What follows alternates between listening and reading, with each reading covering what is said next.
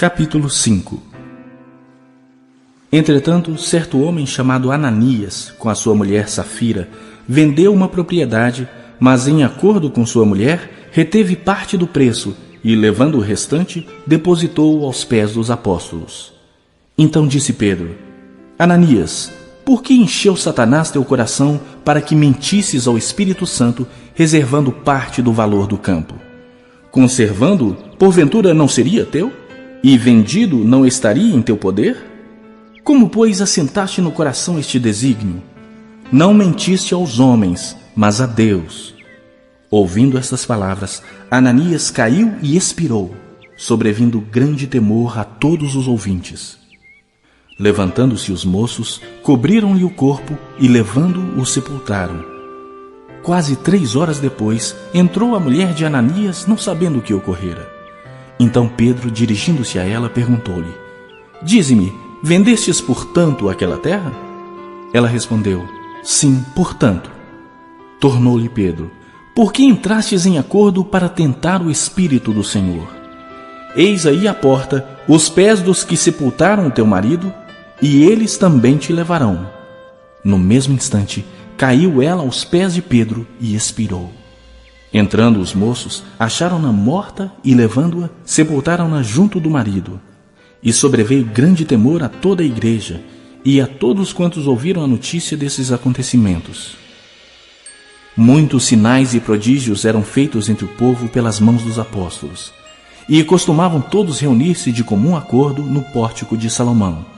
Mas dos restantes, ninguém ousava juntar-se a eles.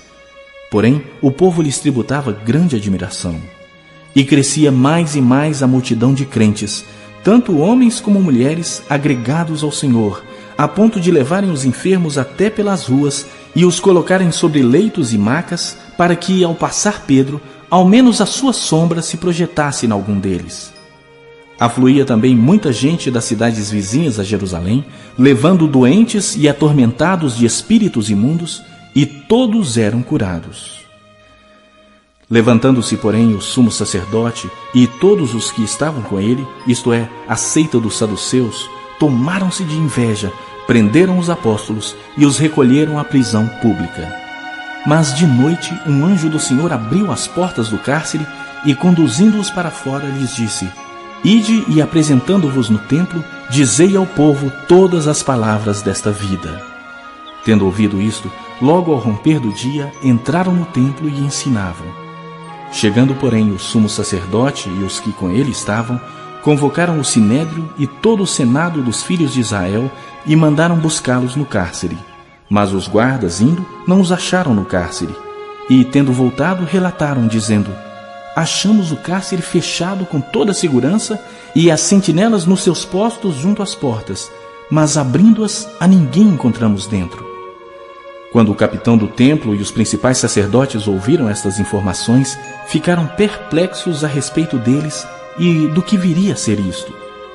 Nesse ínterim, alguém chegou e lhes comunicou: Eis que os homens que recolhestes no cárcere estão no templo ensinando o povo. Nisto, indo o capitão e os guardas, os trouxeram sem violência, porque temiam ser apedrejados pelo povo. Trouxeram-os apresentando-os ao sinédrio. E o sumo sacerdote interrogou-os, dizendo: Expressamente vos ordenamos que não ensinasseis nesse nome. Contudo, enchestes Jerusalém de vossa doutrina, e quereis lançar sobre nós o sangue deste homem. Então Pedro e os demais apóstolos afirmaram: Antes importa obedecer a Deus do que aos homens. O Deus de nossos pais ressuscitou a Jesus, a quem vós matastes, pendurando-o no madeiro. Deus, porém, com a sua destra, o exaltou a príncipe e salvador, a fim de conceder a Israel o arrependimento e a remissão de pecados. Ora, nós somos testemunhas destes fatos, e bem assim o Espírito Santo, que Deus outorgou aos que lhe obedecem. Eles, porém, ouvindo, se enfureceram e queriam matá-los.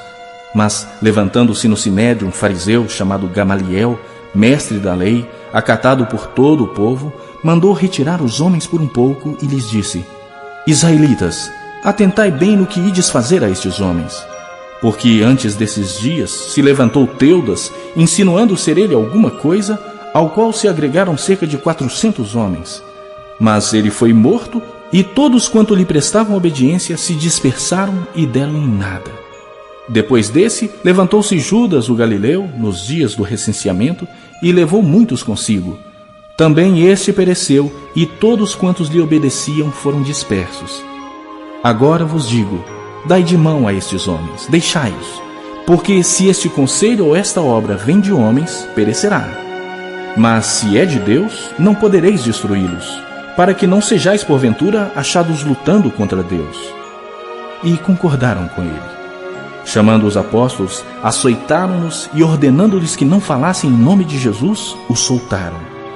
E eles se retiraram do sinédrio regozijando-se por terem sido considerados dignos de sofrer afrontas por esse nome. E todos os dias, no templo e de casa em casa, não cessavam de ensinar e de pregar Jesus, o Cristo.